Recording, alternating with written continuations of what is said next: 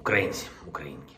Ukrainians, unbreakable people of our country. Today we have taken another step, a very important and not just a formal step on our path to the European Union.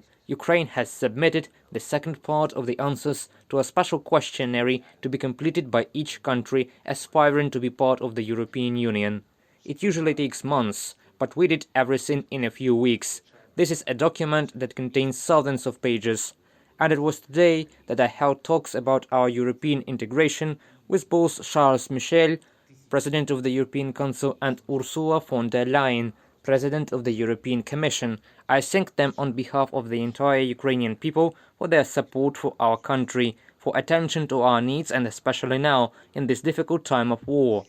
They are well aware that this war is not only for our freedom, but also for the freedom of all Europeans. Mrs. Ursula said she was impressed with the speed with which our government officials filled out the questionnaire, and I was glad to hear from her that our speed encourages the European Commission to act just as quickly. We expect to receive a positive response in June regarding the acquisition of EU candidate status by our country. I also thanked the President of the European Commission for the work of creating a trust fund for the reconstruction of Ukraine after the war, after the victory, and for the efforts needed to agree on a new package of sanctions on Russia.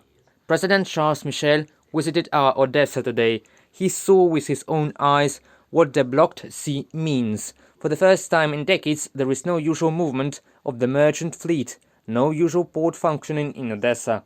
Probably this has never happened in Odessa since World War II. Ordinary life related to the sea is blocked by Russia, exactly Russia, and this affects not only Ukraine. Without our agricultural experts, dozens of countries in different parts of the world are already on the brink of food shortages, and over time the situation can become downright terrible. Politicians are already discussing the possible consequences of the price crisis and famine in Africa and Asia. This is a direct consequence of Russian aggression, which can be overcome only together by all Europeans, by the whole free world. It can be overcome by putting pressure on Russia, by effectively forcing Russia to stop this disgraceful war. And, by the way, today, despite the presence of the President of the European Council, the Russian military again launched a missile strike at the Odessa region. This is the real attitude of Russia to Europe, and it has always been so, whatever they say in Moscow.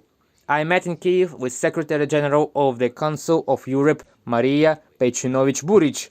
We discussed what can be done for peace in Ukraine and Europe with the tools of this esteemed institution. I am grateful for the support of our state by visiting our capital on this day, the Europe Day and Day of Victory over Nazism. Usually on May the 9th, Europeans recalled the price of peace that was paid by all the nations of our continent 77 years ago. They talked about how to prevent the recurrence of such a terrible war. It is clear that now everything is different.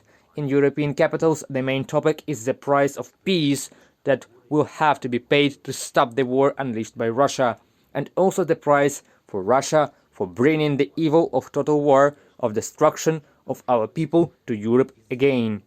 I'm sure this is also the main topic in Moscow now. They can show anything in propaganda, let it be, and make any political statements. But the reality cannot be changed. Reality requires peace, and the only culprit that peace has been destroyed is and will be the Russian state. This is a historical responsibility of Russia.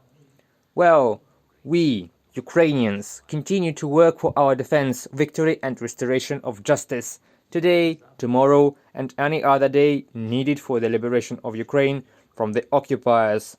I am grateful to all our defenders. I am grateful to all those who defend the Kharkiv region, defend Donbass, defend the south of Ukraine, who do not give up and are waiting for the Ukrainian flag in all those cities that are temporarily, I emphasize this, temporarily occupied and captured by the occupiers.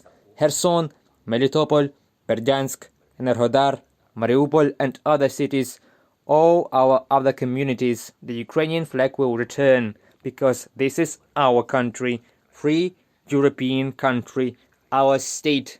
Glory to Ukraine.